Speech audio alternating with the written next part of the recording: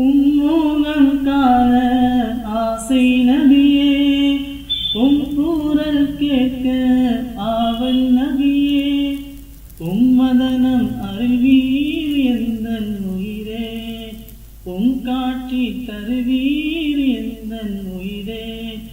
யா ரசூலல்லாஹ் யா ஹபீபல்லாஹ், யா ரசூலல்லாஹ் யா ஹபீபல்லாஹ், யா ரசூலல்லாஹ் யா ஹபீபல்லாஹ். ஹுவல்லதீ خلق من الماء بشرا فجعله نسبا وصهرا وكان ربك قديرا. صدق الله العظيم. அல்லாஹ்வுடைய கிருபையால் 18 ஜுஸுகள் ஓதப்பட்டிருக்கிறது. இன்றைக்கு ஓதப்பட்ட வசனங்களில் சூரா ஃபுர்கான் என்றொரு அத்தியாயம். இந்த ஃபுர்கான் அத்தியாயத்தில் ஒரே ஒரு வசனம் நம்முடைய சிந்தனைக்கு எடுத்துக்கொள்வோம். அல்லாஹ் சொல்லுகிறான், வஹுவல்லதீ خلق من الماء بشرا. உங்களை அல்லாஹ் ஒரு நீரிலே இருந்து இறைவன் படைத்தான், இந்திரியத்திலிருந்து படைத்தான். வஜஅலஹு நஸபம் வஸிஹ்ரா, வம்ச வழி சொந்தங்களையும் தந்தான், திருமண வழி சொந்தங்களையும் தந்தான். வகான ரப்புக கதீரா, உம் இரட்சகன் சக்தி உள்ளவன் என்று அல்லாஹ் சொல்லுகிறான். உறவுகளை பற்றி, இறைவன் அமைத்திருக்கிற உறவு பாலங்களை பற்றி இந்த ஆயத்து பேசுகிறது. உலகத்தில் ஒரு முஸ்லிம் பேண வேண்டிய உறவுகள், மிக முக்கியமான 4 உறவுகள் உண்டு. ஒன்று நம்முடைய வம்ச வழி சொந்தங்கள், இன்னொன்று நம்முடைய திருமண வழி சொந்தங்கள், மூணாவது உலகம் முழுக்க வாழுகிற ஈமானிய சொந்தங்கள், நாலாவது ஆதமுடைய மக்கள் அத்தனை பேரும், அது காஃபிர், யகூதி, நசாரா யாராக இருந்தாலும் எல்லாம் படைப்பு வழி சொந்தங்கள். இப்படி 4 சொந்தத்தையும் பேண வேண்டிய பொறுப்பு முஸ்லிம்களுக்கு இருக்கிறது. இதில் வம்ச வழி சொந்தம், திருமண வழி சொந்தம், ஈமானிய சொந்தம், படைப்பின் சொந்தம், இந்த எல்லா சொந்தங்களுமே குர்ஆனின் பல்வேறு இடங்களில் வலியுறுத்தப்பட்டிருக்கிறது. அல்லாஹ் இந்த ஆயத்தில் 2 சொந்தத்தை சொல்லுகிறான், வம்ச வழி சொந்தத்தையும் திருமண வழி சொந்தத்தையும்.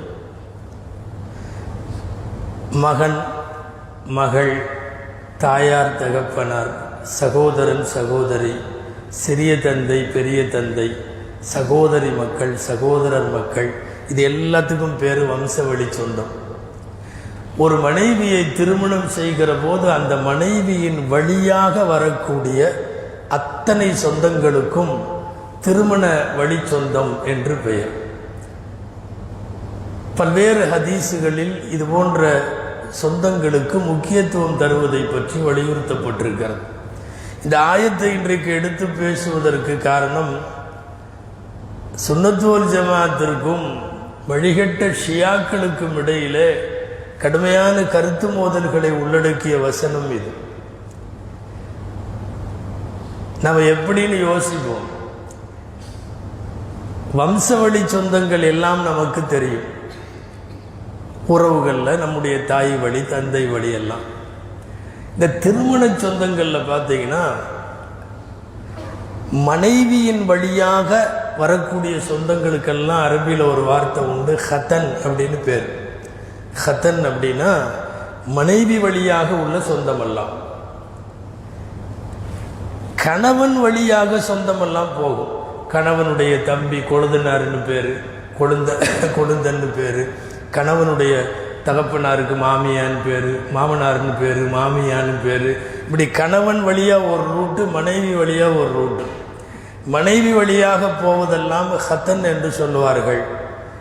கணவன் வழியாக போவதெல்லாம் ஹம்மு என்று சொல்லுவார்கள்.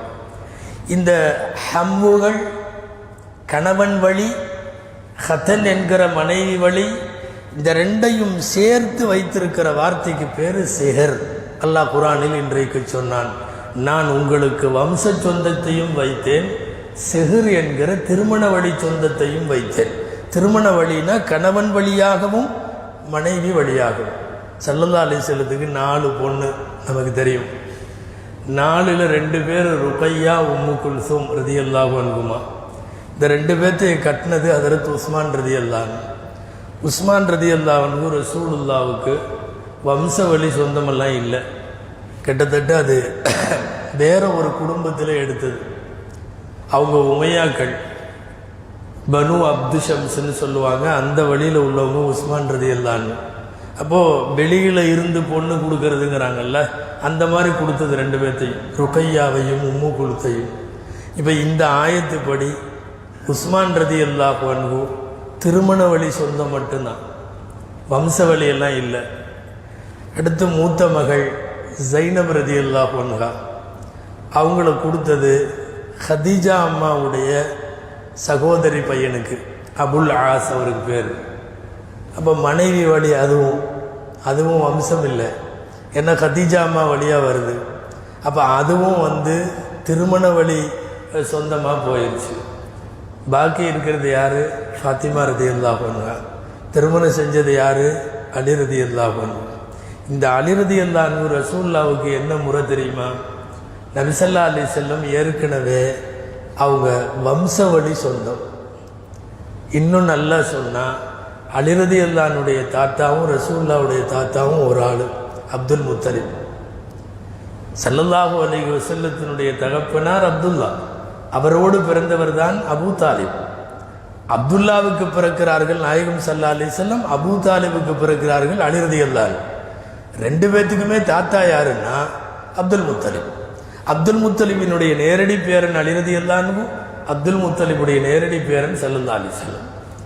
இப்போ ஃபாத்திமா ரதியல்லாஹு அன்ஹாவை திருமணம் முடித்ததன் மூலமாக அலி ரதியல்லாஹு அன்ஹு வம்ச சொந்தமாகவும் ஆகிறார்கள், திருமண வழி சொந்தமாகவும் ஆகிறார்கள். இப்போ இந்த ஆயத்தில் ரசூலுல்லாவுடைய எந்த சொந்தத்துக்கும் இந்த ஆயத்து பொருந்தாது, அலி ரதியல்லாஹு அன்ஹுவுக்கு மட்டும் பொருந்தும்.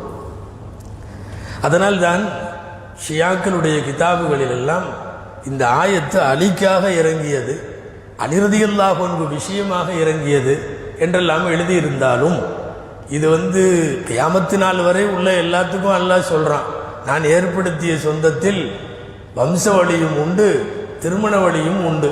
சூசகமாக இந்த ஆயத்து சொல்கிறது சொந்தங்களை, 2 வழி சொந்தங்களையும் பேண வேண்டும்.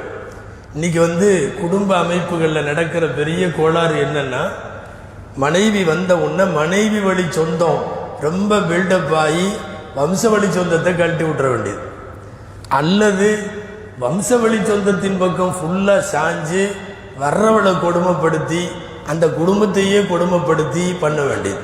இந்த சமூகத்தில் நடக்கிற 2 பெரிய தவறு என்னன்னா, தாய் தந்தை சகோதர சகோதரிகளுடைய பேச்சை கேட்டுவிட்டு வந்த மருமகளை டார்ச்சர் பண்ணுறது பெரிய தவறு. மறுபக்கம் வந்தவ பேச்சை கேட்டுட்டு தாய் தந்தையை கொடுமை பண்ணுறது, இதுவும் பெரிய தவறு. திருமண அமைப்பில் இன்றைக்கு நம்மிடத்தில் இருக்கிற முஆஷராவில், குடும்ப அமைப்பில் இந்த 2 பெரிய தவறுகளும் நடக்கிறது. ஒரு முஸ்லிம் எந்த காலத்திலையும் 2ஐயும் பேலன்ஸ் பண்ணணும். வம்ச வழி சொந்தத்தையும் சரியாக பேண வேண்டும், திருமண வழி சொந்தத்தையும் சரியாக பேண வேண்டும். சகோதரிகள் மற்றும் தாயின் பேச்சை கேட்டு மனைவியை கொடுமைப்படுத்துவதும் தவறு. அதைவிட பெரிய தவறு மனைவியின் பேச்சை கேட்டுவிட்டு சொந்த தாயை கொடுமைப்படுத்துவதும் தள்ளி வைப்பதும் அவர்களின் பத்வாவுக்கு ஆளாகவும். ஆக ஒரு முஸ்லிம் உலகத்தில் வம்ச வழி சொந்தம், திருமண வழி சொந்தம், உலகம் முழுக்க வாழுகிற ஈமானிய சொந்தம், எல்லா படைப்புகளிலும் இருக்கிற இந்த படைப்பு வழி சொந்தம், அத்தனை சொந்தங்களையும் பேணி வாழ வேண்டும். வருத்தம் என்னவென்றால், உடன் பிறந்த சகோதரர்கள் சலாம் சொல்லிக்கிறது இல்லை, சலாம் இல்லை, கலாம் இல்லை, அவர்களுக்கு இடையில் சலாம் சொல்லாதே என்று சொல்லக்கூடிய சூழ்நிலையை பார்க்குறோம்.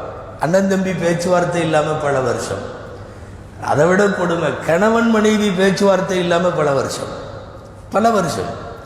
ஜனாசாவானதற்கு பிறகு சில மனைவிகள் அழுகிறார்கள், விசாரிச்சா 5 வருஷமா பேச்சுவார்த்தை இல்லை, ஒரு வீட்டுக்குள்ள இருந்திருக்கிறாங்க. ரெஜிஸ்டர் பிரகாரம் கணவனாக மனைவியாக இருந்திருக்கிறார்கள், எந்த பேச்சுவார்த்தையும் இல்லை. அப்போ வம்சமானாலும் திருமண வழியானாலும் உறவுகளை பகைத்து கொண்டு வாழுபவன் அல்லாஹ்விற்கு பெரிய விரோதி. எந்த அளவுக்குன்னா குர்ஆன்ல வருகிறது, பூமியில விஷமத்தனம் பண்றவனும் உறவுகளை முறித்து வாழ்பவனும், இந்த ரெண்டையும் ஒரு தட்டில வைத்து குர்ஆன் பேசுகிறது. அல்லாஹ்வுடைய மிகப்பெரிய விரோதிகள்ல ஒன்று உறவுகளை துண்டித்து வாழ்பவர்கள். லைலத்துல் கத்ர் மாதிரி, பராத் மாதிரி போன்ற புனித இரவுகளில் கூட மன்னிப்புகள் இல்லாதவர்கள், வழங்கப்படாதவர்கள் என்றெல்லாம் கூட கடுமையான வார்த்தை உறவுகளை முறித்து கொள்வதிலே வருகிறது. எல்லா உறவுகளையும் பேணி வாழும் நசீபை அல்லாஹ் நமக்கு எல்லா காலத்திலும் தருவானாக.